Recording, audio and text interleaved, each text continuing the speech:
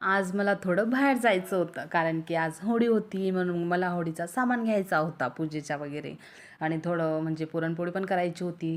मग थोडा म्हटलं सामान घेऊन येते बाजारात जाऊन. मग मी मस्त बाजारात जाण्यासाठी निघाली. आणि हा ड्रेस माझ्या बहिणीने शिवलेला आहे, म्हणजे घरी शिवलेला आहे. तर ती ड्रेस शिकत होती, ती ब्लाऊज पण शिकते आणि ड्रेस पण शिकते. तर ती बोलली, दिव्या दीदी तुझा पण ड्रेस मी शिवून देते म्हणे. मग माझ्याकडे ही ग्रीन कलरची साडी माझी वापरून गेली होती. तर मग म्हटलं याचंच शिव म्हटलं आता. तर खूप छान शिवला आहे तिने. पहिला ड्रेस शिवला आहे तिने माझा हा, पण फक्त फिटिंग थोडीशी लूज झालेली. म्हणजे तिने मी घालूनच बघितला नाही, तिथे माहेरी गेली होती कारण की वेळच नव्हता. मग मी बॅगेत टाकला आणि तसेच मी घेऊन आली घरी. तर इथे घालून बघितला तर थोडी फिटिंग लूज होती.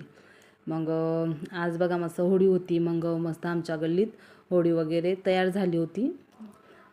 गल्लीचे लोकांनी केली होती तयार. मग तोपर्यंत मी पुरणपोळी वगैरे बनवत होती, कारण की होळी मातेला पुरणपोळीचा नैवेद्य लागतो म्हणून.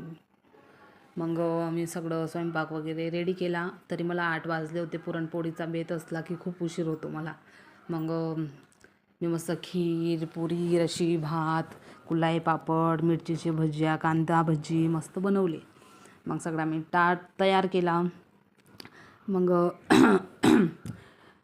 लुसी पण बघत होती काय घेऊन चालली म्हणून. असं मला कधी खायला देते. मी म्हटलं मी आधी होळी मातेची पूजा करून येते, मग मी तुला देते म्हटलं लुसी. मी तिला बोलून गेली.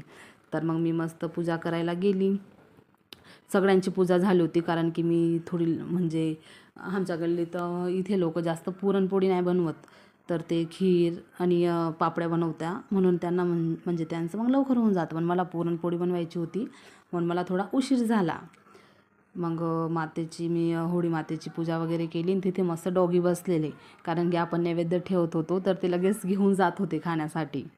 तेवढंच त्यांचं पोट भरून जातं म्हणून मग ते तिथेच बसले होते. मग मी मस्त पूजा वगैरे केली. मग आमच्या जवळ तिथेच एक मंदिर आहे, तिथे मंदिरमध्ये पण मी पूजा करून आली.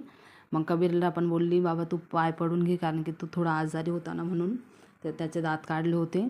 तर मग मी मस्त पूजा वगैरे झाली माझी. मग मी होळी मातेचे पाय वगैरे पडले. ओके.